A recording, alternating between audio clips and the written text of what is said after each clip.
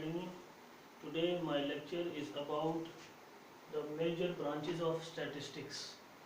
जैसा कि आपको पता है कि मेरा जो प्रीवियस लेक्चर था वो about history and introduction to statistics था, और उसके बाद मैंने कुछ सम बेसिक से कंसेप्ट्स आपको बताए ऑब्जर्वेशन के बारे में।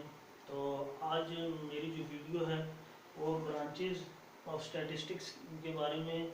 तो जो ब्रांचेस ऑफ स्टैटिस्टिक्स हैं ये बेसिकली 4 ब्रांचेस हैं।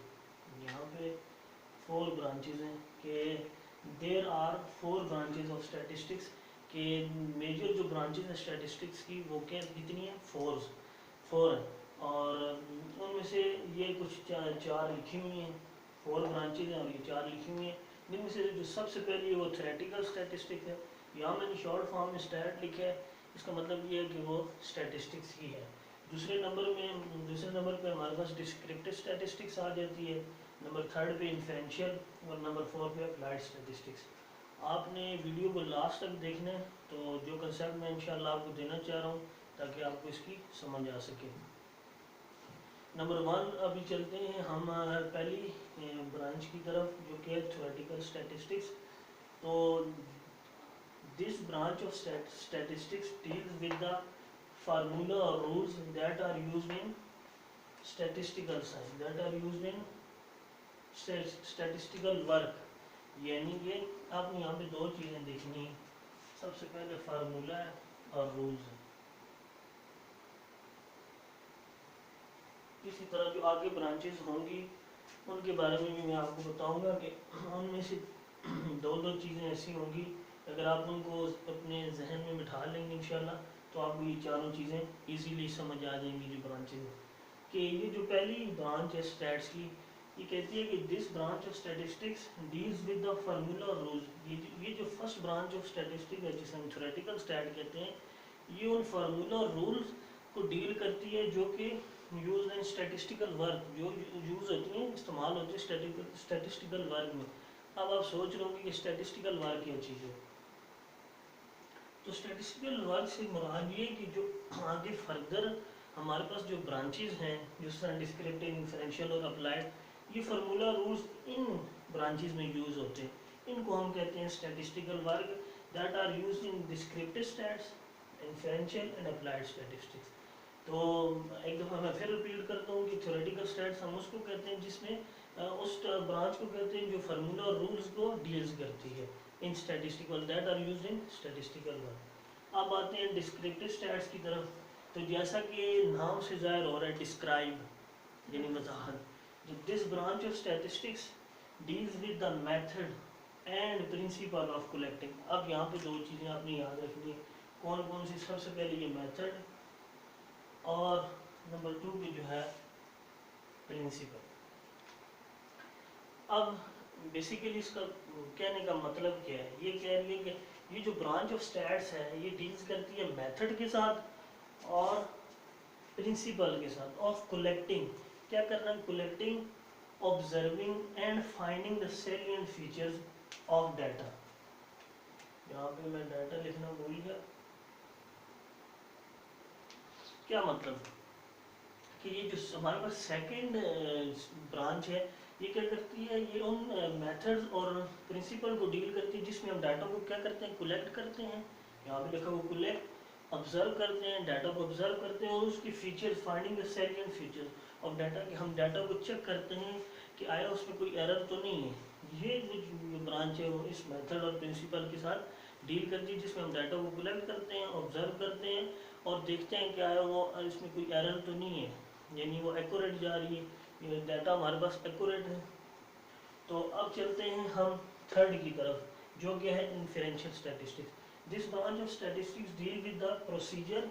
यहाँ पे भी 2 चीज़ें याद है, प्रोसीजर ऑफ ड्राइंग कंक्लूजन। ये क्या करती है, जो पहली ब्रांच होगी वो फार्मूला और रूल को भी कर रही है, दूसरी में हम डाटा को कलेक्ट कर रहे हैं, ऑब्जर्व कर रहे हैं और फाइंड कर रहे हैं, उसकी देख रहे हैं कि कोई एरर तो नहीं है उसमें। ये सब काम करने के बावजूद जो हमारे पास थर्ड जो ब्रांच है वो क्या काम करती है, वो क्या करती है, फिर वो उस प्रोसीजर के साथ डील करती है जिसमें हम ड्राइंग कंक्लूजन यानी नतीजे को अखज़ करते हैं, नतीजा निकालते हैं अबाउट द पॉपुलेशन, किसके बारे में, पॉपुलेशन के बारे में, ऑब्टेन फ्रॉम अ सैंपल। ये दो चीज़ें मैं आपको आगे भी बताऊंगा कि ये पॉपुलेशन और सैंपल क्या चीज़ें, ये मैं आगे आपको बताऊंगा। तो ये जो तीसरी ब्रांच है इसमें हम क्या करते हैं, ड्रा करते हैं कंक्लूजन को पॉपुलेशन के बारे में, और ऑब्टेन कहाँ से करते हैं, सैंपल के बारे में। अब जो चौथी हमारे पास ब्रांच आती है, तो इसको बताने से पहले इसका मैं थोड़ा सा आपको और बताना, एक बात बताना चाहता हूँ कि कोई भी हम सब्जेक्ट पढ़ते हैं तो स्टूडेंट पूछ लेते हैं कि सर ये जो हम सब्जेक्ट पढ़ रहे हैं इसकी क्या एप्लीकेशन है, क्या इस्तेमाल है, तो उसका जानना भी ज़रूरी होता है, बताना भी। तो यहाँ पे जो ये ब्रांच है ये बेसिकली डील कर रही है एप्लीकेशन ऑफ स्टैट्स के साथ। किसके साथ डील कर रही है, ये बता रही है एप्लीकेशन ऑफ स्टैट,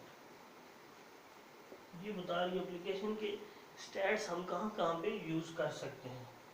अब देखें, stats use in every field of life, ये जो है स्टैटिस्टिक्स ये एवरी फील्ड ऑफ लाइफ में यूज होती है।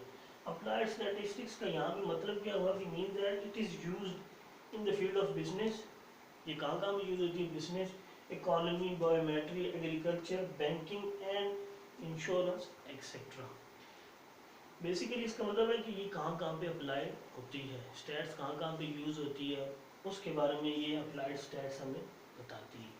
आई होप आपको समझ आया होगा। मैं ब्रीफली से एक्सप्लेन कर दूँ। पहली जो हुई वो हमें फार्मूला और रूल के साथ डील करती है, थ्योरेटिकल स्टैट्स। डिस्क्रिप्टिव स्टैट्स क्या करती है, डाटा को डिस्क्राइब करती है, कलेक्ट करते हैं हम डाटा को, ऑब्जर्व करते हैं।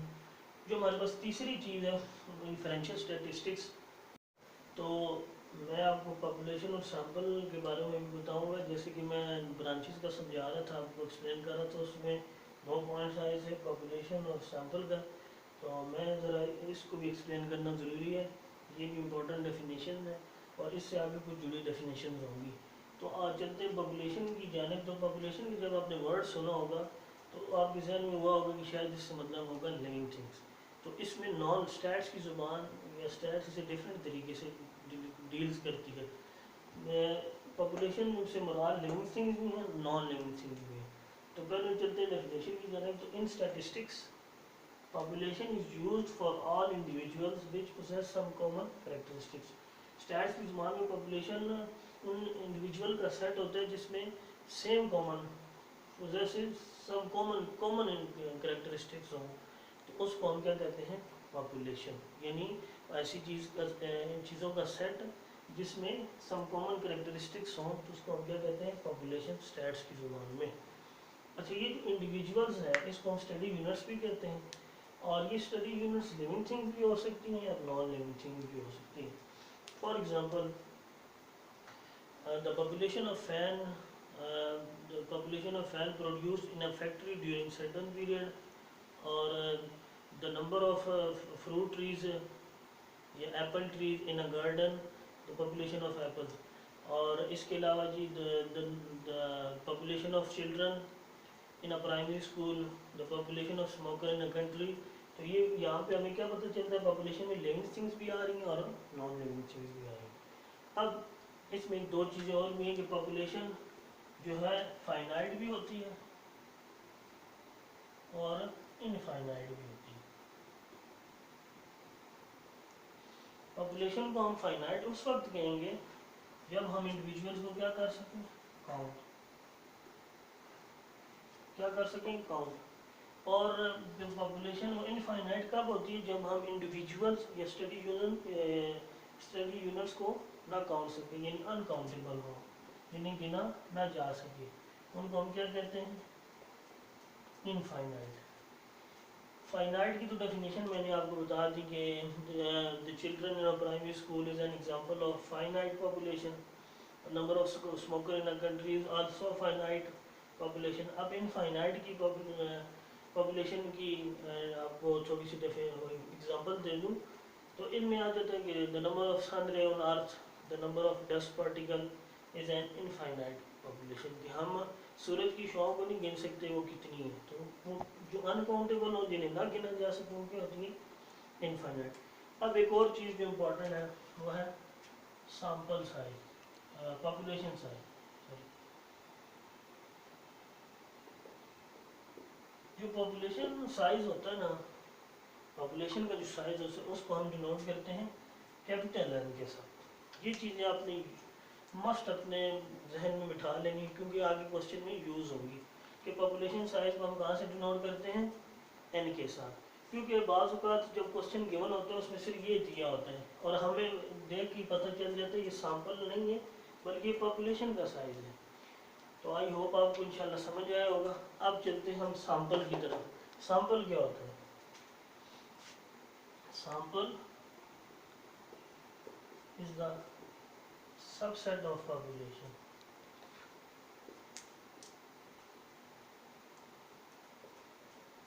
सैंपल क्या होता है? Sample is the subset of population, या और sample is the part of population obtained from selected from population। Basically जो सैंपल होता है वो सबसेट होता है। किसका होता है? पॉपुलेशन का सबसेट होता है या उसका एक हिस्सा होता है। हम सिलेक्ट भी कहाँ से करते हैं? पॉपुलेशन का, और इसका क्या बन जाता है? सबसेट। बेसिकली ये लार्ज पॉपुलेशन होती है और ये स्मॉल होती है क्योंकि इसका जो सबसेट होती है ये, लिहाजा ये क्या हो जाती है? Small population. इसका एक बेनिफिट हमारे पास ये होता है कि ये जो सैंपल है ये हमारे टाइम को भी सेव करते हैं, फाइनेंस को भी। कि जब भी कोई मेडिसिन या फर्टिलाइज़र बनाया जाता है तो पहले उसे छोटे पैमाने पे लिया जाता है उसका, तो उसको पहले छोटे पैमाने में बनाया जाता है, मेड किया जाता है। जब वो एक्यूरेट होती है तो फिर उसे बड़े पैमाने पे यानी लार्ज साइज़ में बनाया जाता है। इससे क्या होता है? हमारा टाइम भी सेव हो जाता है और फाइनेंस में भी हमारा सेव हो जाता है, यानी मनी पैसा बच जाता है। अगर हम पहले ही से लार्ज बना दें उसको तो फिर क्या पता वो आगे जाके खुदा ना खास्ता एक्यूरेट ना हो तो वो हमारा टाइम भी गया और जो हमने उस पर पैसा लगाया, जो फाइनेंस, वो भी हमारा गया। और अब बात कर देते हैं साइज़ की। तो जिस तरह यहाँ पे मैंने आपको बताया कि पॉपुलेशन साइज़ को हम इससे डिनोट करते हैं, जो सैंपल साइज़ होता है उसको हम डिनोट करते हैं स्मॉल एन के साथ। उसको हम डिनोट करते हैं स्मॉल एन के साथ। ये इनका जो डिफरेंस है थोड़ा सा, ये सबसेट होता है, ये लार्ज पॉपुलेशन है, ये स्मॉल पॉपुलेशन है। और इसके पॉपुलेशन साइज को हम एन से डिनोट करते हैं, इसको हम एन से डिनोट करते हैं कैपिटल एन से, इसको स्मॉल एन से। बाज़ औक़ात पेपर में जो है स्मॉल एन और कैपिटल एन गिवन होते हैं तो हमने खुद इसे देखना होता है ये पॉपुलेशन साइज है या सैम्पल साइज है। तो आज की हम लास्ट जो मेरी अभी जो आई लास्ट डेफिनेशन होंगी जो रिलेटेड होंगी सैंपल से और पॉपुलेशन से, तो इसके बाद इंशाल्लाह मेरा लेक्चर एंड हो जाएगा आज का। तो वो दो चीज़ें हैं, पैरामीटर और स्टैटिस्टिक्स।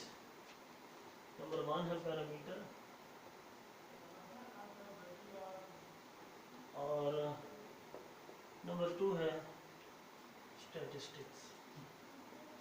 स्टैटिस्टिक यहाँ पे आपने याद रखनी, स्टैटिस्टिक्स नहीं है, स्टैटिस्टिक है। तो बहुत ही इजी है ये दो चीज़ें और ये कभी कभी आ जाती हैं पेपर में। तो आपने यहाँ से याद रखनी है, ये पॉपुलेशन से पैरामीटर निकले एक हिसाब से, ये इसका लिंक है और यहाँ से ये सैंपल है। तो पैरामीटर जो है, पैरामीटर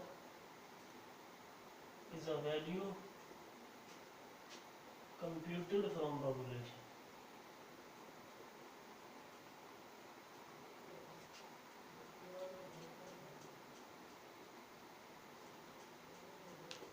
और जो सैंपल है स्टैटिस्टिक्स है, sorry, statistic is a value computed या एसोसिएटेड फ्रॉम सैंपल। ये आपको इंशाल्लाह फर्क समझ आया होगा इजीली, क्योंकि एस और यहाँ भी एस है, यहाँ पी और यहाँ भी। पॉपुलेशन एसोसिएटेड विद पैरामीटर होता है, सैंपल पैरा एसोसिएट होता है स्टैटिस्टिक्स के साथ।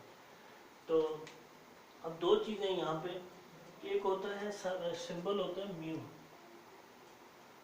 और एक सिंबल होता है सिग्मा स्क्वायर, एक सिंबल होता है एक्स स्क्वायर और एक होता है एस। ये हमारे पास जो मीन होता है ये होता है पॉपुलेशन मीन। ये सिंबल हम पॉपुलेशन मीन के लिए यूज़ करते हैं, ये पॉपुलेशन वेरिएंस के लिए हम यूज़ करते हैं। और ये होता है हमारे पास सैंपल मीन, और ये जो दूसरा है वो हमारे पास सैंपल वेरिएंस होता है। तो ये दो चीज़ें और आपके पास नहीं आगे भी इंशाल्लाह आगे यूज़ होंगी। ये आपने इन सिंबल्स को याद रखने, ये पॉपुलेशन को डिनोट करते हैं, पॉपुलेशन मीन को, ये सैंपल मीन को, ये पॉपुलेशन वेरिएंस को, ये सैंपल वेरिएंस को।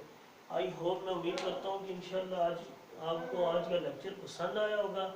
और मेरी जो आगे नेक्स्ट जो लेक्चर्स होंगे उसमें हम थोड़ा सा प्रैक्टिकली और थ्योरेटिकली काम करेंगे इंशाल्लाह।